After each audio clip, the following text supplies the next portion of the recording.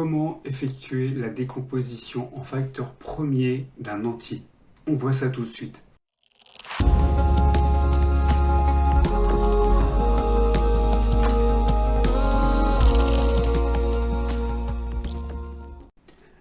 La décomposition en facteurs premiers est quelque chose d'assez important au collège. Je crois que la première fois on le voit en cinquième, puis après on le voit en quatrième et en troisième.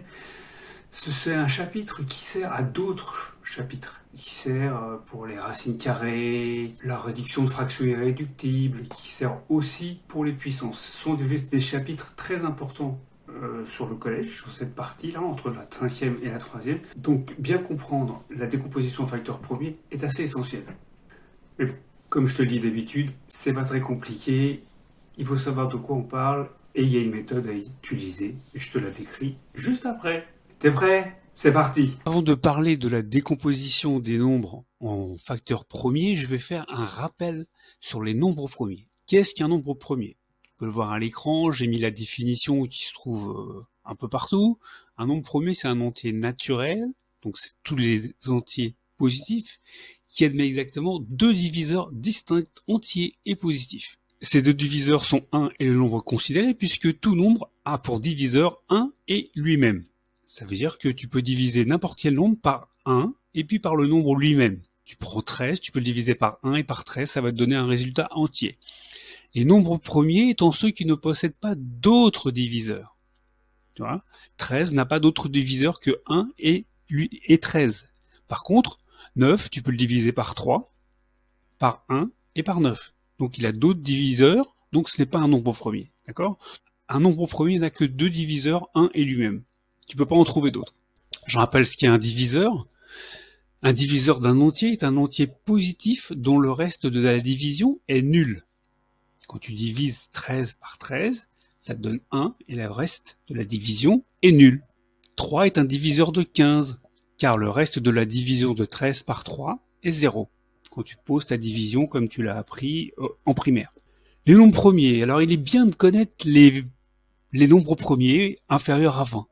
Il n'y en a pas énormément, là j'ai mis les nombres premiers inférieurs à 30, donc il y a 2, il y a 3, 5, 7, 11, 13, 17, 19, 23 et 29.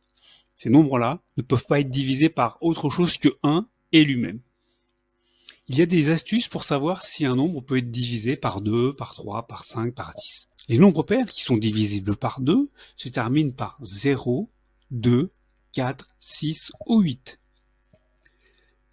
Ensuite, si la somme des chiffres composant le nombre est divisible par 3, le nombre également est divisible par 3. J'ai pris l'exemple de 591, quand tu fais 5 plus 9 plus 1, ça fait 15.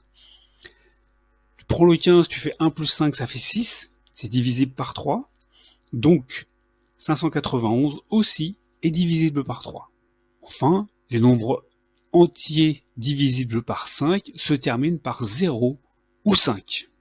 Les nombres premiers permettent de décomposer les autres entiers. Par exemple, 30, tu peux l'écrire comme étant 2 fois 3 fois 5. D'accord ? 2 fois 5, ça fait 10, fois 3, ça fait 30. 490, c'est 2 fois 5 fois 7 fois 7. Tu peux vérifier, 2 fois 5, ça fait 10, et 7 fois 7, ça fait 49, donc on arrive à 490. Ce chapitre est très central car il est un prérequis à d'autres chapitres. Les puissances, les racines carrées et les réductions de fractions en fractions irréductibles sont trois chapitres sur lesquels je ferai d'autres vidéos. On va étudier maintenant la méthode de décomposition. Donc, soit l'entier à décomposer. Alors, il y a deux cas. Soit l'entier à décomposer présente une caractéristique particulière qui permet de le décomposer facilement, comme 490, c'est 49 fois 10, 49 c'est 7 fois 7, et 10 c'est 2 fois 5. Donc 490, comme tout à l'heure on l'a vu, c'est 7 fois 7 fois 2 fois 5. Dans d'autres cas, il faut appliquer la méthode suivante, que je vais montrer sur un exemple juste après. Donc on prend les nombres premiers dans l'ordre croissant, 2, 3, 5, 7, etc., jusqu'à en trouver un qui soit diviseur de l'entier à décomposer. On calcule le résultat, et on recommence avec ce résultat, la même chose en partant du nombre premier que l'on a utilisé pour faire cette division. On va voir cette méthode de décomposition sur un exemple. On va prendre 21 168. on constate que ce nombre est pair. Donc il va être divisible par 2 car il se termine par 8.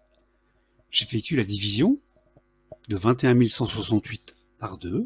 Le résultat est 10 584. C'est aussi un nombre pair car il se termine par 4. Je vais donc le diviser lui aussi par 2. Et le résultat est 5292 qui est aussi un nombre pair. Je continue. J'arrive à 2646. C'est aussi un nombre pair, il se termine par 6. Donc je refais l'opération. Et on arrive à 1323. Alors là, on n'est plus à un nombre pair, donc on va passer au nombre suivant dans la liste, qui est 3. Après 2, c'est 3 dans la liste des nombres premiers. Et pour savoir si un nombre est divisible par 3, on va additionner tous les chiffres qui composent ce nombre. 1, plus 3, plus 2, plus 3, ça fait 9. C'est divisible par 3, donc 1323 est aussi divisible par 3. Donc on arrive à 441. 441 est aussi divisible par 3, car 4 plus 4 plus 1, ça fait 9. On arrive à 147. On refait l'opération. 1 plus 4 plus 7, ça fait 12. 12 c'est 1 plus 2, ça fait 3, c'est divisible par 3. Donc 147 est aussi divisible par 3. 49 n'est pas divisible par 3, puisque 4 plus 9, ça fait 13. 3 plus 1, ça fait 4, c'est pas divisible par 3. Donc on aurait dû prendre le suivant dans la liste, qui est 5. Par 5, ça ne fonctionne pas, car le nombre ne se termine ni par 0, ni par 5. Donc on prend le suivant dans la liste, après 5, c'est 7. On connaît sa table des 7, normalement. On sait que 49 divisé par 7, ça fait 7. Et 7 divisé par 7, ça fait 1. Lorsqu'on en arrive à 1, c'est terminé. On a fini la décomposition. Et donc au final, on peut écrire que 21 168, c'est 2 fois 2 fois 2 fois 2, 4 fois, fois 3 fois 3 fois 3, 3 fois, fois 7 fois 7, 2 fois. Bon, tu vois, comme je t'ai dit, c'était pas compliqué, comme d'habitude. Il suffit d'avoir une méthode, de l'appliquer. Alors, tu peux te créer des exemples tout seul. Il suffit de prendre des nombres premiers. Tu prends 2, tu prends 3, tu prends 7, tu prends 11, tu fais ce que tu veux. Tu les multiplies en 2 plusieurs fois. Ça va te donner un gros chiffre. Et après, tu essayes de faire la décomposition de ce chiffre avec la méthode que tu viens de voir dans la vidéo. Et pour voir si tu tombes sur les chiffres que tu avais pris au départ.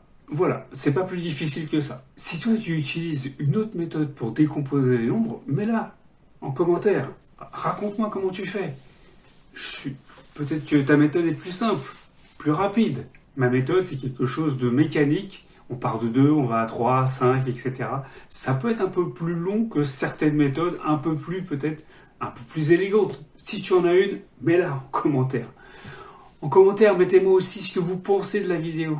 D'accord ? Est-ce que vous avez appris quelque chose ? Est-ce que maintenant, ça vous semble moins compliqué si ça le semblait avant ? Moi, j'ai besoin de savoir tout ça. Autre chose, si tu n'es pas abonné à la chaîne, fais-le. Ça coûte rien.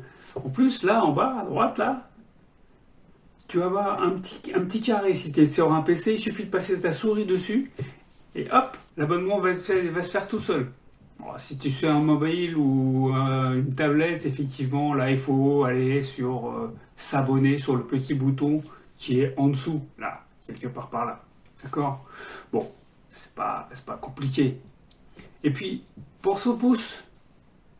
Bon, il n'est pas bleu celui-là, mais si tu peux mettre un pouce bleu, ça m'intéresserait aussi. Ça fait bouger la chaîne, ça me fait avancer, ça me fait comprendre que vous aimez ce que je fais. Quelque chose que j'avais dit lors de la première vidéo que j'avais faite, si vous avez des sujets que vous voulez voir, mettez-les en commentaire. Dites-moi, je veux voir ça. Ok ? Je ferai des vidéos. J'ai prévu des sujets à traiter, mais bon, si vous voulez en voir d'autres, il n'y a pas de souci. Voilà. Bon, écoutez, à la prochaine. À plus.